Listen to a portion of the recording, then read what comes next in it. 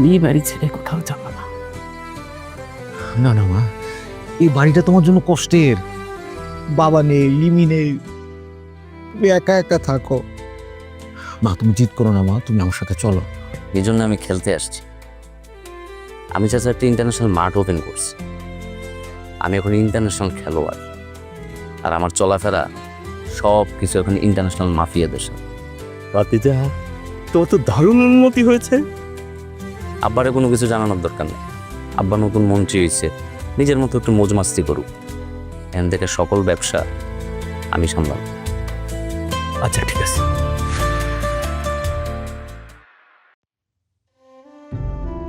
মিজান দাদু কোথায় গিয়েছে? মিজান দাদু ভাই আল্লাহর কাছে চলে গেছে। দাদু কবে আসবে? আর তো আসবেন না। একবার যারা আল্লাহর কাছে যায় তারা তো আর ফিরে না দাদু ভাই। তাহলে যে একবার আল্লাহর কাছে যায় তার সাথে কি আর দেখা হবে না? হবে তো, দেখা হবে। কিভাবে? তুমি তো কিছুক্ষণ আগেই বললে তারা আর পৃথিবীতেই আসবে না।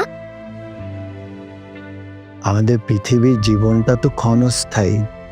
মৃত্যুর পরে আমাদের যে জীবন, সেটাই হচ্ছে আসল জীবন। আমরা সবাই যাব, একে একে সবাইকে যেতে হবে।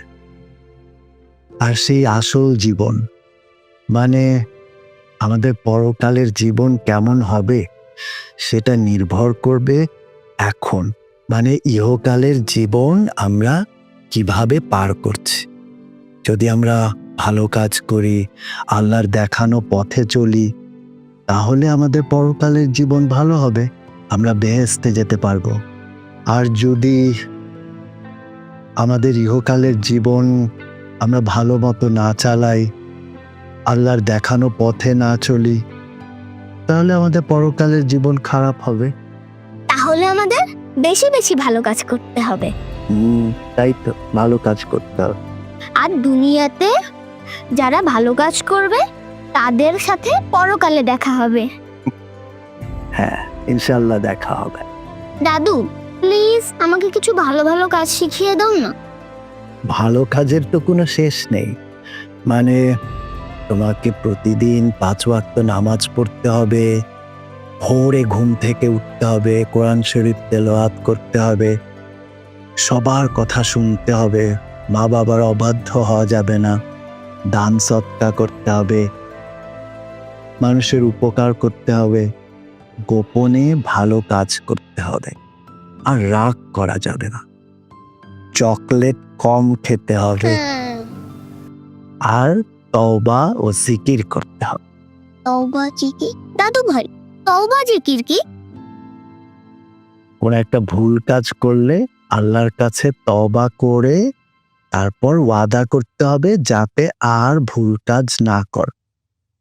আল্লাহর নামগুলো পড়তে হবে, তারপর কোনো কাজ শুরুর আগে বিসমিল্লাহ বলতে হবে, ভবিষ্যতে কোনো কাজ করতে চাইলে ইনশাআল্লাহ বলতে হবে, ভালো কিছু দেখলে মাশাআল্লাহ সুবহানাল্লাহ বলতে হবে। আর কেউ যদি তোমাকে জিজ্ঞেস করে তুমি কেমন আছো, তাহলে বলতে হবে আলহামদুলিল্লাহ। সব সময় সত্য কথা বলতে হবে, গীবত আর হিংসা করা যাবে। গীবত হিংসা? দাদু ভাই গীবত হিংসাও কি? তার অনুপস্থিতিতে তার নামে মন্দ কথা বলাকে গীবত বলে। আর হিংসা?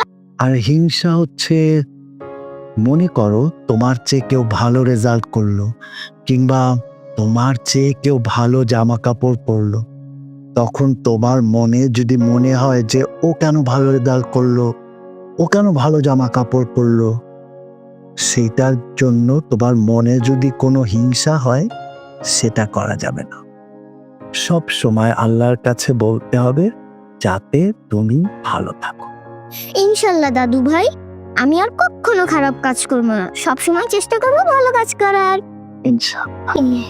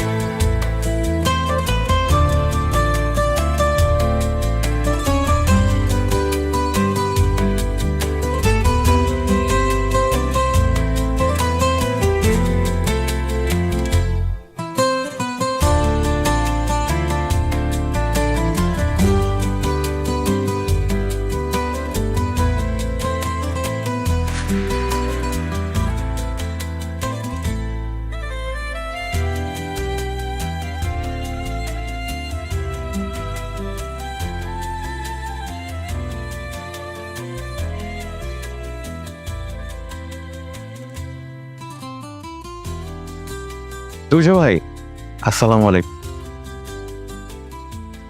ওয়ালাইকুম সালাম। কেমন আছেন ভাই? আলহামদুলিল্লাহ ভালো। তুমি কেমন আছো? আন্টি কেমন আছে? আমরা আলহামদুলিল্লাহ ভালো আছি। আন্টি কেমন আছে? আলহামদুলিল্লাহ ভালো আছে। শুনলাম আন্টি আমাদের বাসায় গিয়েছিল, আমি বাসায় ছিলাম না, তাই দেখা হয়নি, মা বললো। বুঝতে পেরেছি। আপনার সাথেও তো আমার অনেকদিন দেখা সাক্ষাৎ নেই। হ্যাঁ, অনেক দিন দেখা হয় না। অফিস কেমন চলছে? আল্লাহর রহমতে ভালো ভাই। আবরার, আকরাম ভাই সবাই কেমন আছে? আলহামদুলিল্লাহ ভালো আছে।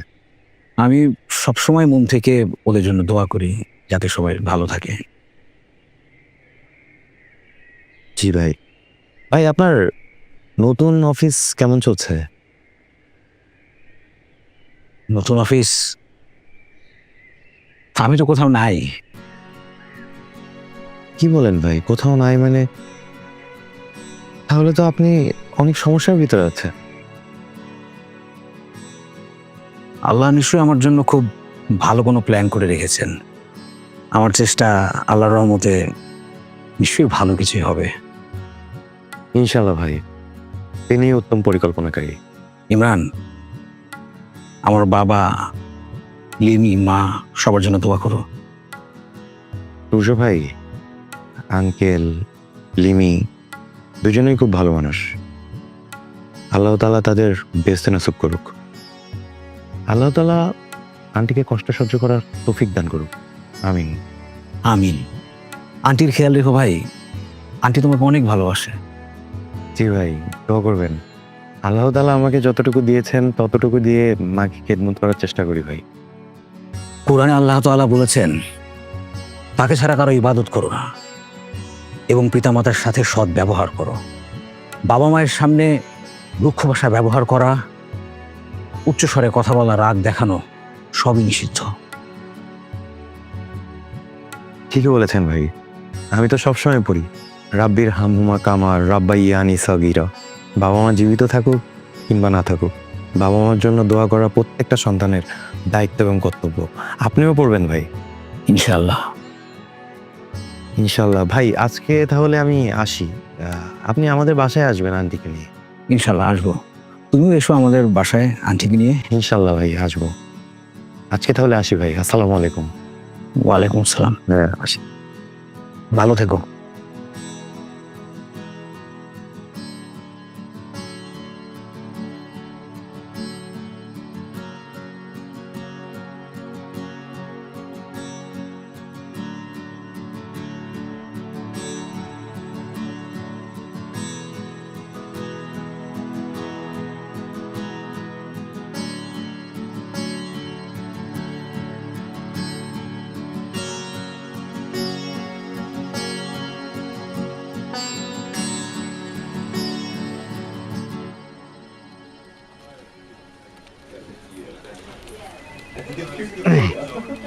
মে আই কাম ইন স্যার? আসসালামু আলাইকুম। ওয়ালাইকুম সালাম স্যার। সাহেব বসুন। ফাইলগুলো দেখলাম। রংপুর ব্রাঞ্চের কি অবস্থা? স্যার কিছুদিন একটু খারাপ ছিল, তবে এখন আবার ঠিকঠাক স্যার। গত মাসের আপডেট কিন্তু ভালো না। টার্গেট ফিল আপ হয়নি। জি এমপ্লয়ীদেরকে তো পুশ করতে হবে। জি স্যার, জি স্যার। দেখুন, আমার ফ্যামিলির উপর থেকে একটা ধকল গেছে, যার জন্য এতদিন পর্যন্ত কেউ এইভাবে কোনো কিছু চেক করেনি। কিন্তু বাবা কিন্তু যে কোনো সময় চেক করবে, এটার জন্য কিন্তু একটা টাফ ডিসিশনে চলে যাবে। That will be difficult for you guys, right? জি স্যার। হ্যাঁ। বাই দ্য ওয়ে, ওই যে আমাদের কোম্পানি থেকে দুজন এমপ্লয়ি ম্যাটারনিটি লিভ নিয়েছিল, তাদের কি অবস্থা? ও স্যার, ওদের তো একজনের ছেলে বাবু আর একজনের মেয়ে বাবু হয়েছে স্যার। আলহামদুলিল্লাহ, আলহামদুলিল্লাহ। বাহ, তাহলে তো ভাগ্নে ভাগ্নের জন্য গিফট পাঠাতে হয়। আপনার কোম্পানিতে গিফট পাঠানোর ব্যবস্থা করুন। গিফট? হ্যাঁ স্যার, ওরা কিন্তু আপনার প্রতিষ্ঠানের নিম্ন শ্রেণীর কর্মচারী sir. They are part of my family. আমার পরিবারের অংশ। পরিবারের প্রত্যেকটা মানুষ একই অবস্থান হোল্ড করে না। জি স্যার, জি স্যার। আপনি একটা কাজ করুন, আপনি বাচ্চাদের জন্য গিফটের ব্যবস্থা করুন, আর আমাদের একজন সিকিউরিটি চাচার ছেলের অ্যাডমিশনের জন্য কিছু হেল্প চেয়েছিল, ওইটা কি অবস্থা? ও খুব ভালো রেজাল্ট করছে স্যার, খুব ভালো রেজাল্ট করছে। ও শুনেছি স্যার ও ওই পাবলিক ভার্সিটিতে চান্সও পেয়েছিল। তবে স্যার ওই টাকার অভাবে মনে হয় ভর্তি করাতে পারেনি। আমি শিওর না স্যার, আমি এরকম শুনেছি। আপনারা কি করেছেন? আমি আমার ফ্যামিলি একটা ট্রাভেলের জন্য একদিন আসতে পারিনি, ব্যাপারগুলোতে খেয়াল রাখতে পারিনি, কিন্তু আপনারা দেখবেন না? একদিন পর্যন্ত তুর্জি ভাই তো এটাই দেখতো। গড, আপনি খবর নিন ভ্যাকেন্সি আছে কিনা। যদি না থাকে, মেধাবী একটা বাচ্চা যে চান্স পায়নি, ওটা কিন্তু আমার আপনার ফল্ট। রেসপন্সিবল আমরা, ওকে? যদি প্রাইভেটে ভর্তি করতে হয়, ভর্তি করার ব্যবস্থা করুন। স্যার প্রাইভেট স্যার অনেক খরচের ব্যাপার, অনেক টাকার ব্যাপার স্যার। কি বলছেন হেদায়েত সাহেব? আমাদের কোম্পানির একজন এমপ্লয়েড ছেলে এরকম মেধাবী, আপনি একটাবার ভাবুন। একজন সিকিউরিটি গার্ডের ছেলে অবশ্যই আপনি যে ফ্যাসিলিটিসগুলো পাই সেগুলো পায় না। এরকম একটা পরিবেশে থেকে বাচ্চাটা নিজের মেধা দিয়ে এত ভালো একটা রেজাল্ট করেছে, একটা পাবলিক ইউনিভার্সিটিতে চান্স পেয়েছে। আপনি টাকার জন্য এই মেধাকে আটকে দেবেন? হ্যাঁ, আপনি ওর পিছনে ইনভেস্ট করে দেখুন, ও বাংলাদেশে চেহারা চেঞ্জ করে ফেলবে। জি স্যার, জি। আর আপনাকে একটা দায়িত্ব দিব, আপনি বাবাকে একটু টাইম দিয়েন অফিস শেষ করে, বিকজ তুর্জিবের অল্টারনেটিভ কাজগুলো আপনাকে করতে হবে। ঠিক আছে স্যার। স্যার আকরাম সাহেবের সাথে কথা বলতে হবে? আমি বলবো। Thank you. আসবো স্যার? জি স্যার। আসসালামু আলাইকুম। ওয়ালাইকুম আসসালাম। স্যার একটা কথা স্যার। বলুন। স্যার আপনি সালাম দিলে না স্যার কেমন একটু আনইজি হয় স্যার, একটু আনইজি ফিল হয় না। আপনি হচ্ছেন আমাদের বস, আমরা হচ্ছে আপনার কর্মচারী। সালাম তো আমি দিব আপনাকে স্যার। সব একাই নিয়ে ফেলবেন, তাই না? আপনি কিন্তু অনেক চালাক অ্যান্ড সেলফিশ। কেন স্যার?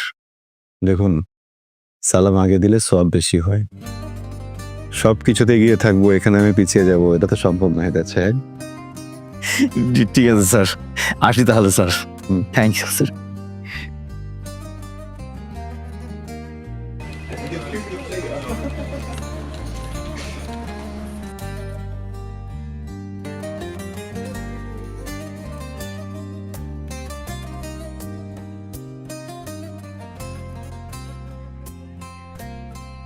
সোহেল ভাই কোথায়?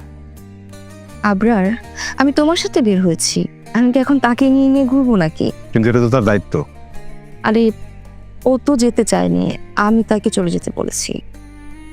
এটা একটা বিষয় বুঝতে পারছো না? আমাদের পরিবারের উপর দিয়ে একটার পর একটা বিপদ যাচ্ছে। We are not safe anymore. তুমি কাজটা একদম ঠিক করো নি। আবরার, আমি আজকে বাসা থেকে বের হওয়ার সময় সূরা ফাতিহা, ইনকুল আর আয়াতুল কুরসি পড়ে বের হয়েছি। ইনশাল্লাহ কোনো বিপদ হবে না। ইনশাল্লাহ কোনো বিপদ হবে না। এটা আমার তোমার কাছে একটা হেল্প দরকার। তুমি ছাড়া এটা কেউ করতে পারবে না। হেল্প? হ্যাঁ। কি হেল্প? তোমার যে স্টুডেন্টগুলো, যে এতিম বাচ্চাগুলো তুমি পড়াও, আমি ওদের একটু খাওয়াতে চাই। বাহ, এটা তো খুব ভালো চিন্তা। হ্যাঁ, মার সাথে শেয়ার করেছি ব্যাপারটা, তোমার সাথে করা বাকি ছিল। বড় আম্মুকে বলেছো? হ্যাঁ। কি বলেছো উনি? উনি অনেক হ্যাপি। উনাকে আমি বুঝিয়ে বলেছি যে আসলে বাচ্চাগুলোকে তো চাইলেই হোটেল রেস্টুরেন্ট থেকে খাবার খাওয়ানো যায়, বা ওরা এটা খায়ও, বা এতিমখানায় রান্না তো খায়, কিন্তু কেউ তো আসলে চাইলে আমাদের মতো মার হাতে রান্না খেতে পারে না, তাই না? আমি চাই ওরা আমার মার হাতে রান্না খাক। তারপর মা বলেছে বাজার করে দিতে। বাজার? আর তুমি? হ্যাঁ। আবরার, তুমি বাজার করতে পারো?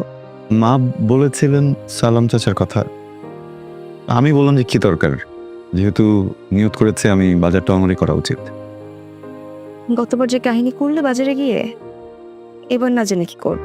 ইরা, আমি তো একা যাচ্ছি না, তাই না? মানে তোমাকে যেহেতু বলেছে তার মানে কি, আমি চাই তুমি আমার সাথে যাও। মা ওটাই বলেছে, আমাদের দুজনে একসাথে যাওয়াই ভালো হবে। হ্যাঁ। আবার যদি কিছু করো? তখন করবো না। শোনো, এবার যদি কিছু করেছো, আমি তোমাকে রেখে গতবারের মতো চলে আসবো। আর গতবার যেমন আমার রাগ ভাঙিয়েছিলে, এবার কিন্তু আমার রাগ ভাঙাতে পারছো না। আমি তোমার সাথে আর কখনো কথাও বলবো না। ইরা, ইনশাআল্লাহ এবার কিছু করবো না। যাক, ইনশাল্লাহ যখন বলেছো তখন তোমাকে ভরসা করতেই পারি। যেন বাচ্চাগুলোর হাসি আমার এত ভালো লাগে। ওদের হাসানোর দায়িত্ব তো আল্লাহ আমাদের দিয়েছেন, ওদের হক তো আমাদের কাছে। ভালো কাজ করছো, এটা যেন কখনো না থামে। ইনশাল্লাহ। ইনশাল্লাহ।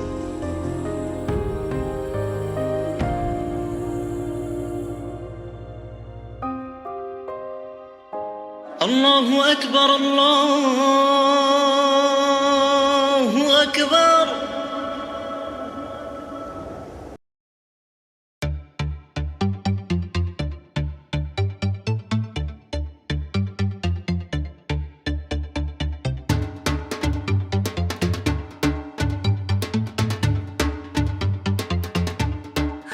কি অবস্থা ভাইয়া, কেমন যাচ্ছে দিনকাল?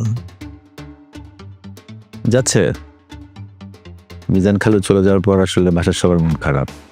আমি বাদ বাকি আলহামদুলিল্লাহ ভালো আছে। হ্যাঁ, ওনার চলে যাওয়াতে তো আমরা একটু মন খারাপ হয়, স্বাভাবিক। কি মনে করে কিছু বলবা? বলবো তো যে আসছিলাম, আমি দিনের বেলাও আসছিলাম, কিন্তু তখন তো তুমি বাইরে ছিলাম না।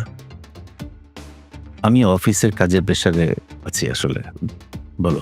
প্রেশার কিন্তু জীবনে থাকবেই, বুঝছো, কিন্তু এটা নিয়ে পড়ে থাকলে হবে না। প্রেশারের মধ্যেও বিয়ের জিনিসগুলো খুঁজে বের করতে হবে। তোমার যে 1 বিঘা মতো জমি আছে না গ্রামে, যে মাঠ হয়ে আছে, যে ওইটার কি ভাবছো কিছু ওইটা নিয়ে? জমি আমার? হ্যাঁ, তোমার তো জমি। ওই যে পোলাপান যে খেলে না এখন ফুটবল, মানে বাচ্চারা মাঠে খেলছে? হ্যাঁ। বাহ, তাহলে তো দেখা যাবে কদিন পর একটা তারকা বেরোবে, মানে ফুটবল তারকা। হতেই পারে। ওটা তো তারকার লাভ হবে, তোমার তো লাভ হচ্ছে না, তাই না? জমি তো তোমার, তোমার এটা নিয়ে প্ল্যান কি?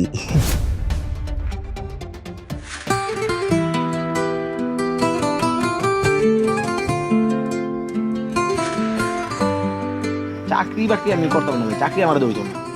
আমার রক্তের মধ্যে মনে কর মিশে গেছে ব্যবসা। কি ব্যবসা? হ্যাঁ, কি ব্যবসা? আচ্ছা, ব্যবসা ব্যবসা যে কোনো ব্যবসা, আমার যে কোনো ব্যবসা ধরা, যে আমি সাকসেস বের করে লই মুজে। আর তাছাড়া তুর্য আর ওর বউকে দেখলাম, এতদিন তো দেখিনি। তাই ভাইয়া ভাবে এসেছে? আর কবে এসেছে? বললো তো গতকাল আসছে। যাক, ভালো হয়েছে, আন্টি একটা সঙ্গ পাবে। আচ্ছা ভাই, আপনার কন্ট্যাক্ট নাম্বারটা বন্ধ। আমি মনে মনে আপনাকে খুঁজছিলাম। কেন, মানে কোনো সমস্যা?